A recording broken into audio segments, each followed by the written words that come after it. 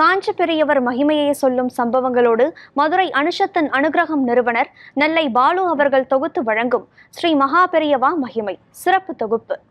ஹரஹர சங்கர, ஜெய ஜெய சங்கர, காஞ்சி சங்கர, காமகோடி சங்கர. எல்லாம் வல்ல நம் ஜெகத்குருவின் திருவருளால் இந்த நாள் இனிய நாளாக அமைய அன்பு பிரார்த்தனைகள்.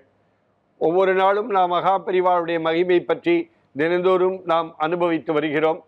13 வயதிலே பட்டம் மேற்கொண்டு 87 வருட காலம் சன்னியாசியாக இருந்து 100 ஆண்டு காலம் வாழ்ந்த ஒரு அற்புதமான சன்னியாசி உலகத்தில் ஒரு மகான், ஒரு மகனியர் இருக்கிறார் என்றால் அது காஞ்சி ஸ்ரீ மகா பெரியவராகத்தான் இருக்க முடியும்.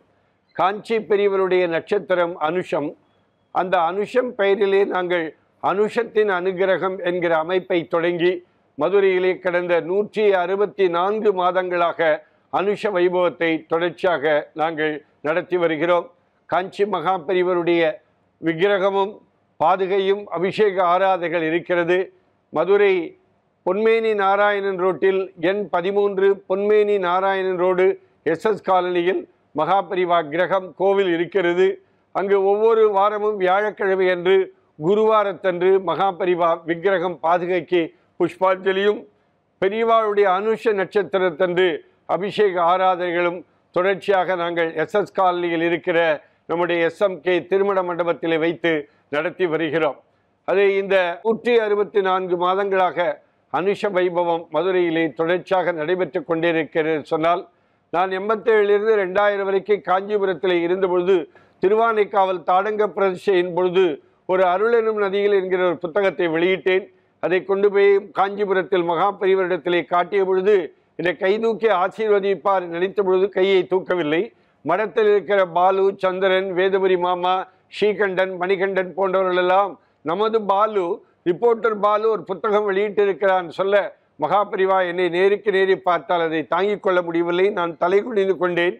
அப்போது பெரியவாவுக்கு என்ன தோன்றியதோ தெரியவில்லை. பக்கத்தில் இருக்கிற இடத்தில் தன் கழுத்தை காட்டி கீழே ஒன்றை காட்டினார். அவளுக்கு புரியவில்லை. மறுபடியும் கழுத்தை காட்டினார், கீழே காட்டினார்.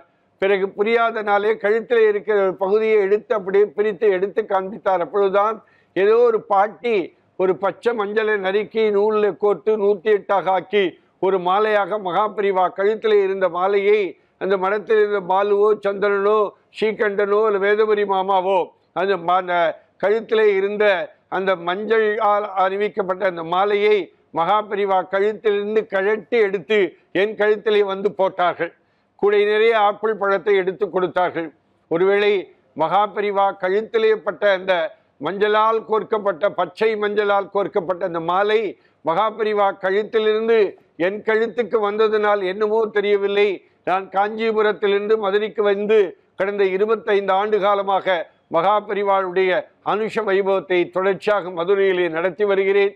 இன்றைக்கு 164 மாதங்களுக்கு மேற்பட்டு பெரியவாவுடைய அனுஷ உற்சவம், அனுஷ வைபவம் இன்றைக்கு தொடர்ச்சியாக நடைபெற்று கொண்டிருக்கிறது என்று சொன்னால் மகா பெரியவா கழுத்திலே அறிவிக்கப்பட்ட மாலை என் கழுத்திலே வந்ததனுடைய விளைவுதான்.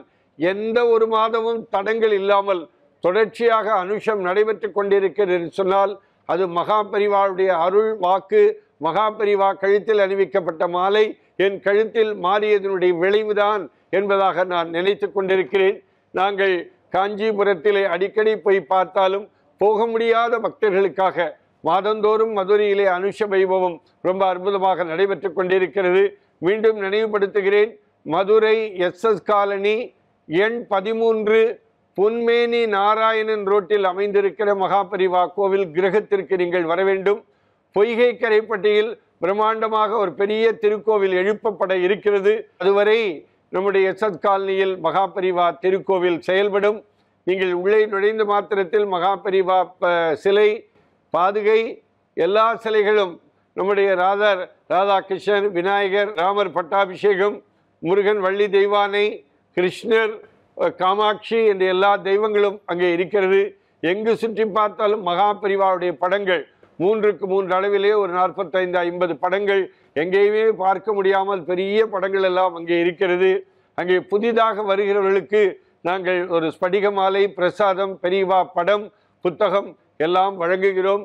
இந்த காணொலியை பார்த்து கொண்டிருக்கிற உலகத்தில் இருக்கிற அத்தனை பெருமக்களும் மதுரை மீனாட்சி தரிசனத்திற்கு வருகிற பொழுது மதுரை எஸ்எஸ் காலனி மகாபரிவா கிரகம் கோவிலுக்கும் வந்து நீங்கள் தரிசனம் செய்ய வேண்டும் என்று அன்போடு மதுரை அனுஷத்தின் அனுகிரகத்தினுடைய நிறுவனராகிய நான் உங்களை அன்போடு கேட்டுக்கொள்கிறேன். ஹரஹர சங்கர, ஜெய ஜெய் சங்கர, காஞ்சி சங்கர, காமகோடி சங்கர. எல்லாம் வல்ல நம் ஜெகத்குருவின் திருவருளால் இந்த நாள் இனிய நாளாக அமைய அன்பு பிரார்த்தனைகள். ராம் ராம். ஓம் ஸ்ரீ மகாபரிவா திருவடிகளே சரணம்.